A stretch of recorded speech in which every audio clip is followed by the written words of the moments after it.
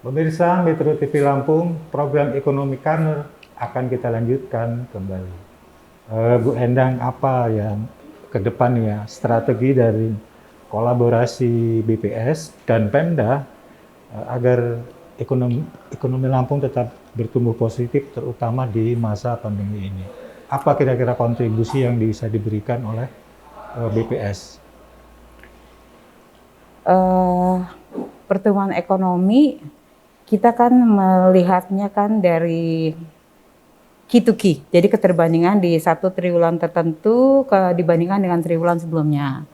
Kemudian kita juga melihat Y on Y, jadi triwulan tertentu tahun tertentu dibandingkan dengan triwulan yang sama untuk tahun sebelumnya, gitu kan. Kemudian ada lagi yang namanya C to C, kumulatif. Jadi kalau kita triwulan 3 itu berarti kumulatif dari triwulan 1, 2, 3 tahun tertentu dibandingkan dengan tahun sebelumnya, gitu kan. Jadi artinya pertumbuhan itu tentunya naik turun itu kan memang kita melihatnya tidak selalu pertumbuhan itu akan naik terus gitu, tergantung dari faktor-faktor yang mempengaruhi. Kayak misalnya ini kondisi pandemi. Pandemi ini menghantam semua gitu kan, menghantam semua, tidak cuman Lampung, tidak cuman Indonesia, tapi seluruh gitu kan. Sehingga pada saat pandemi diketatkan, perekonomian kita terkendala. Mobilitas penduduk terkendala, nggak boleh bergerak, apalagi kondisi Juli Agustus kemarin benar-benar berhenti gitu kan. Akhirnya pertumbuhannya kontraksi. Pada saat ekonominya dibuka, mobilitas penduduk bergerak, pergerakan usaha juga lebih bagus, akhirnya pertumbuhannya naik ya. Jadi kalau sekarang kita bicara apa sih peran kita, apa sih yang mesti dilakukan oleh BPS? BPS itu cuma memotret, Pak, cuma memotret. Tapi ini adalah yang perlu kita pikirkan adalah di semua lini, jadi semua lini. Jadi kita melihat dengan hantaman pandemi aja, tren pertumbuhannya Lampung itu bagus, masih bagus. Nah, apalagi kalau pandeminya ini kita kendalikan sama-sama. Mengendalikan pandemi kan nggak bisa semua, tidak semua bisa berperan untuk kontribusi aktif. Tapi paling tidak kita bisa dengan prokes. Kita mau divaksin, kan masih banyak yang tidak mau divaksin gitu kan. Mulai dari diri sendiri lah. Mulai dari diri sendiri ya. Nah itu kan jadi mempermudah tim Kementerian Kesehatan untuk mengendalikan gitu kan. Nah kemudian kalau itu semua sudah terkendali dengan baik, saya yakin semuanya juga mobilitas penduduknya bagus, kemudian kegiatan usahanya juga bagus, dan kita bisa lebih cepat berlari untuk menghadapi pertumbuhan ekonomi ini dibandingkan kalau kita semuanya nggak aware gitu loh dengan kondisi perekonomian kita ini. Jadi kalau kita di BPS tentunya adalah sinergi, saya selalu sinergi dengan pemerintah daerah. Kita melihat nih hasil data kita. Kita duduk bareng nih dengan OPD terkait. Ini loh data yang sementara kita ini seperti ini gitu loh. Coba benar nggak kondisinya gitu. Karena kita kan selain kita mengumpulkan data, kita juga mengumpulkan fenomena. Misalnya kita tahu nih di kabupaten tertentu ada irigasi yang sedang diperbaiki. Di kabupaten tertentu ada ada sawah yang terendam gitu ya. Jadi hal-hal itu kita diskusikan bareng-bareng. Jadi sinergi Pak. Jadi semuanya itu sinergi. Tapi bukan berarti data BPS bisa diintervensi. Jadi data BPS tetap kita sebagai institusi independen, ya kita tetap data kita tidak bisa diintervensi. Namun kita bisa meminta penjelasan kepada teman-teman OPD itu apakah benar seperti ini gitulah. Jadi itu yang saya bilang perannya BPS.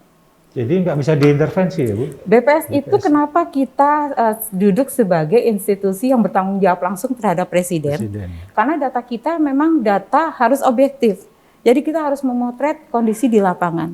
Jadi kita tidak bisa mengikuti kemauan beberapa pihak, nggak bisa Pak. Jadi data kita harus independen.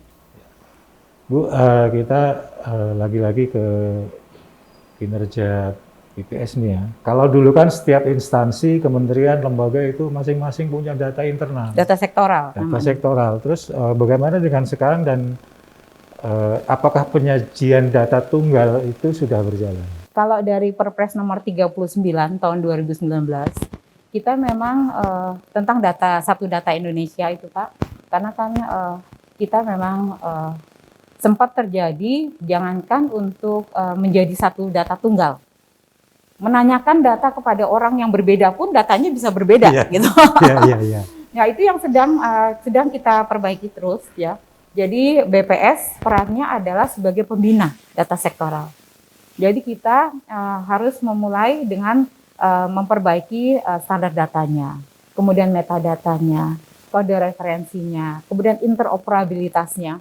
Jadi kita memang sedang duduk bareng. Jadi kalau wali datanya itu di pemerintah daerah itu adalah Bapeda, ya, dan Kominfo, ya. Kominfo dengan BPS yang bertindak sebagai pembina data sektoral, gitu. Kalau untuk Lampung sendiri, apa tantangan BPS yang paling krusial saat ini dan apa yang akan dilakukan untuk menjawab tantangan itu? Sebenarnya kalau bicara data yang paling krusial, tidak cuma Lampung, Pak. Indonesia secara keseluruhan. Mungkin dunia juga, ya, karena BPS, ya, Statistical Office, NSO, National Statistical Office kalau kita sampaikan, itu kan harus mengeluarkan data-data strategis. Karena kan kalau nggak punya data itu nggak keluar, pemerintah nggak bisa ngambil kebijakan. Iya. Pemerintah tidak bisa ngambil perencanaan.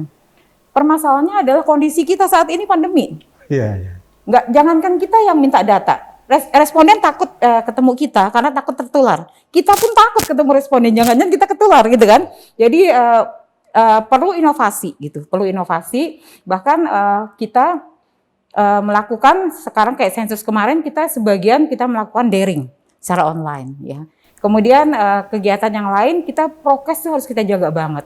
Kemudian supaya memutus proses kita dari mulai kuesioner kita manual, kita berwawancara biasa, kita sudah menggunakan KEPI. Jadi pakai gadget, petugas pakai gadget, langsung kita tanya, langsung masuk ke pengolahan. Jadi itu yang memang tantangan buat kita. Jadi pandeminya jalan, pandeminya nggak kenal waktu, nggak kenal lingkungan, nggak kenal suasana, tapi data BPS harus keluar. Nah, itu yang jadi tantangan BPS. Tapi tetap kita menjaga sesuai dengan proses bisnisnya BPS, kita harus menjaga itu.